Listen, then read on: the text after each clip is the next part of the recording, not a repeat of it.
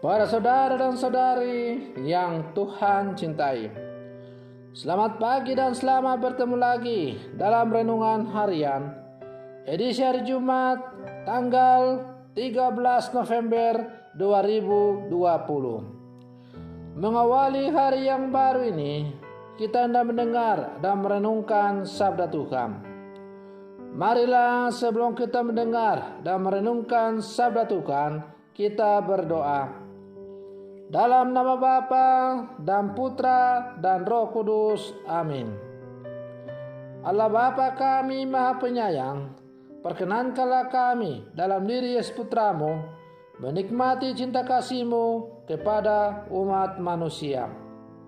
Semoga kami lalu Kau jadikan manusia yang membangun baru dunia ini menjadi tempat kedamaian berkat Dia yang menjadi kedamaian kami, yaitu Yesus Kristus Putramu, Tuhan dan pengantara kami, kini dan sepanjang segala masa.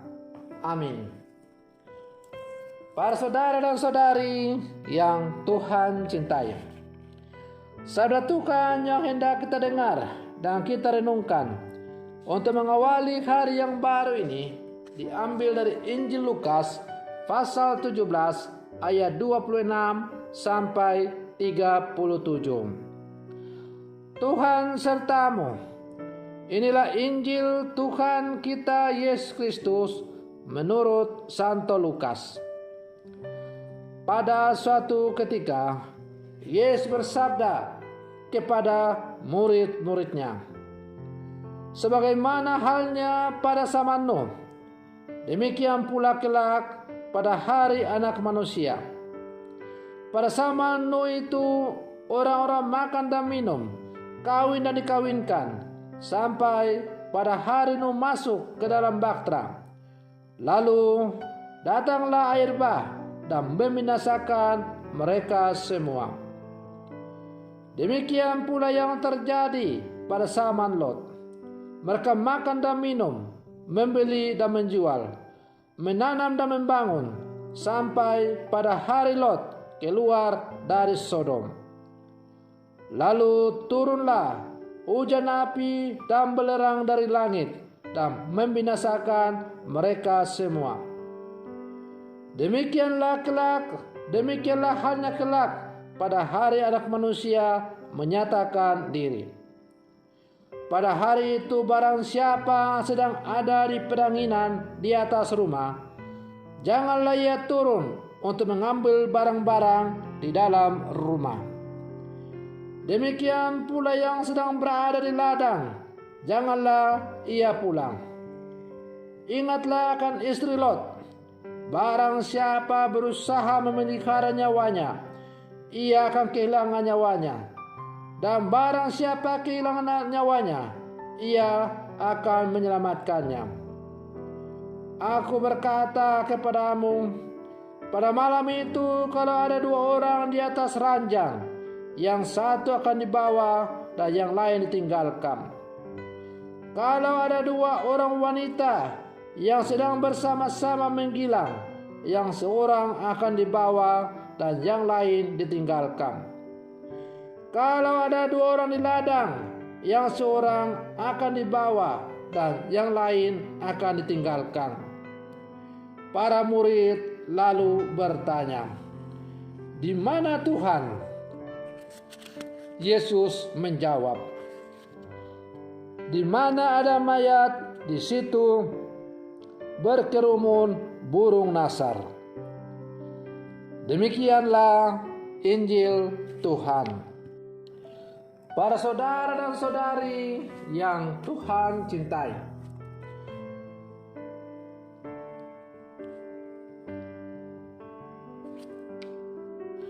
dalam Injil hari ini, Yesus berbicara tentang hari kedatangannya untuk kedua kalinya.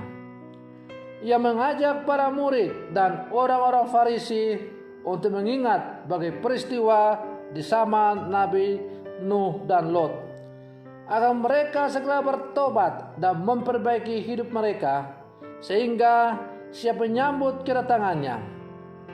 Yesus tiba-tiba akan datang dan tak seorang pun tahu soal waktu dan tempatnya. Para saudara dan saudari yang Tuhan cintai, mungkin kita akan bertanya, kapankah Yesus akan datang untuk yang kedua kalinya? Kita sebenarnya tidak perlu berpikir dan mempersoalkan kapan dia akan datang lagi. Karena yang paling perlu dan penting adalah mengatur diri kita agar kita selalu siap untuk menerima kehadirannya kapanpun dan dimanapun kita berada.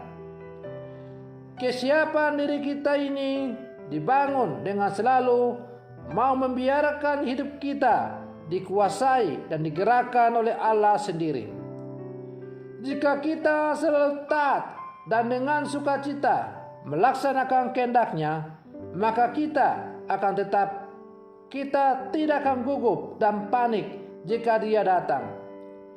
Dengan hidup dalam kasih yang mewujud dalam karakter pribadi yang ramah, rendah hati, tidak mudah marah, dan selalu berpikiran positif terhadap orang lain, serta selalu bersukacita dalam hidup meskipun harus berkorban waktu, tenaga dan materi untuk sesama, maka kita dengan senang hati juga menerima kehadirannya.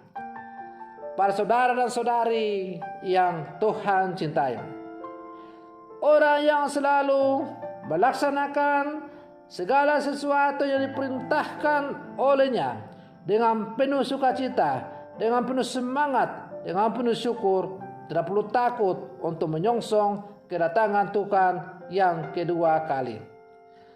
Para saudara dan saudari yang Tuhan cintai, dalam bacaan Injil juga hari ini, Yesus juga mengajarkan kepada kita mengenai mengutamakan keselamatan kekal dengan memberikan perhatian kepada upaya untuk menjaga nyawa kita supaya selaras dengan rencana dan kehendak Allah.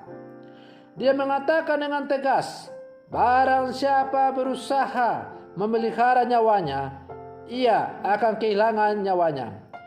Dan barang siapa kehilangan nyawanya, ia akan menyelamatkannya.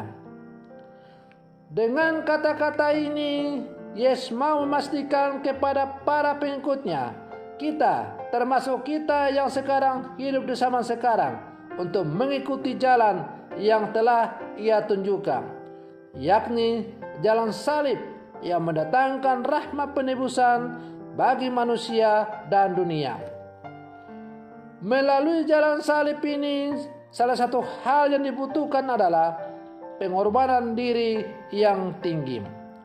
Sebagaimana Yesus telah mengorbankan dirinya demi memanggul salibnya hingga ke bukit Golgota dan mati secara tragis di kayu salib, maka hendaklah kita sebagai murid-muridnya bersedia untuk memanggul salib hidup kita setiap hari, guna mendapatkan rahmat keselamatan yang telah dijanjikannya kepada kita.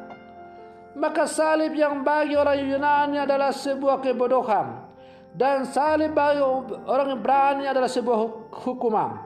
Tetapi bagi kita orang-orang percaya kepada Yesus Kristus, salib adalah sumber rahmat dan keselamatan. Maka marilah kita berjuang di jalannya yang baik dan suci ini, hingga ke tujuan hidup kita, yakni persatuan dengan Allah, Sang Bapa dalam kerajaan surgawinya.